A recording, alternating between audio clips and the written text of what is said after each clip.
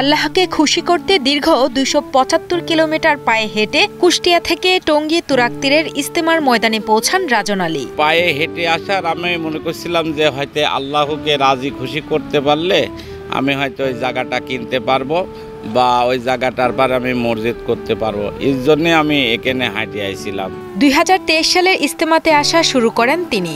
আগে ২ বছরও পায়ে হেঁটে ইজতেমার ময়দানে আসেন ধর্মপ্রাণ এই মুসল্লি। পায়ে হেঁটে আসতে গিয়ে পায়ে ফুসকা পড়ে গেলেও থেমে যাননি রাজন। কষ্টকে সঙ্গী করেই পায়ে হেঁটে ইজতেমার ময়দানে পৌঁছান তিনি। ২০২৪ সালে আসার সময় আমার একটা জুতা পায়ে দিয়েছিলাম, বড় বড় পায়ে খুসা পড়ছিল। এবারও খুসা পড়েছে, লোকে আসলে মারে হলে কাটি গেলে হাতে টেপ, আমার মারা লাগে স্যান্ডেলে টেপ। স্যান্ডেলে এমন জোরে লাগে, এবারও লাগেছে যে আমার এই লোকটায় লাগেছে হালকা, এবার খুসাটা কম পড়েছে।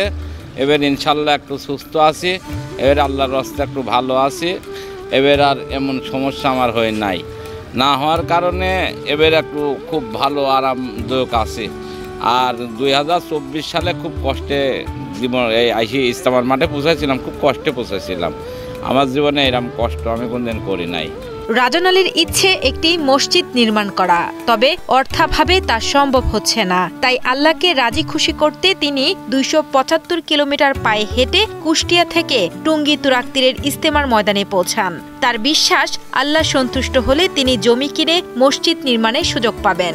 মসজিদটা করার ইচ্ছা জাগলো যে পৃথিবীর তো সব পড়ে থাকবে, কিন্তু আমি কিন্তু মরে যাওয়ার পরে কিন্তু কিছুই নিয়ে যাব না। কেউই কিছু নিয়ে যাইতে পারে নাই, কেউ নিয়ে যেতে পারবো না। কিন্তু আমি মনে করছিলাম যে মসজিদটা যদি কইতে যেতে পারি সারা জীবনের জন্য মসজিদটা থাকবে। এই জন্যেই আমি মসজিদটা করার জন্য খুব মনের কাছে আমার ভালো লাগেছে। চলতি মাসের ২৪ জানুয়ারি মায়ের দোয়া নিয়ে নিজ জেলা কুষ্টিয়া থেকে কাঁধে একটি ব্যাগ নিয়ে রওনা দেন রাজন। পরিবারের উৎসাহে দীর্ঘ ৫ দিন পায়ে হেঁটে অবশেষে ২৮ জানুয়ারি বিকেলে টঙ্গী তুরাগতীরের ইজতেমার ময়দানে পৌঁছান তিনি। হেঁটে আসার পথে যেখানে নামাজের সময় হতো সেখানেই নামাজ আদায় ও গোসল সম্পন্ন করতেন বলেও জানান রাজন। হাঁটতে আসতে লাগে যেখানে আজান দিয়ে দেয়, হয়তো সেখানে দাঁড়া যায়, সেখানে নামাজ পড়ি। নামাজ পড়ার পরে আবার ওখান থেকে নামাজ পড়ি, আবার বাড়া যায়, আবার হাঁটা ধরি, আবার হাঁটতে চলে আসি। আবার হয়তো খাওয়ার টাইম হলে খাই আবার হাঁটা ধরি। আর গোসলের টাইম হলে গোসল, বেশিরভাগ আমি জহরের নামাজের সময় গোসল করি বেশি। গোসল করি, নামাজ পড়ি, যেখানে আসার সময় খাই দেয়, আবার হাঁটা ধরি। আমি এরকমই আসি বেশি। মা ছোট, আমি সন্তান, আমার জন্য চিন্তা করে না। মা তো একটা চিন্তা করে আমার জন্যে যে কোন গেছে, কোথায় গেছে, কি হবে কি না হবে। তারপরে আমার মা আমার জন্য দোয়া করে যেন আমি ভালো ফিরে যেতে পারি।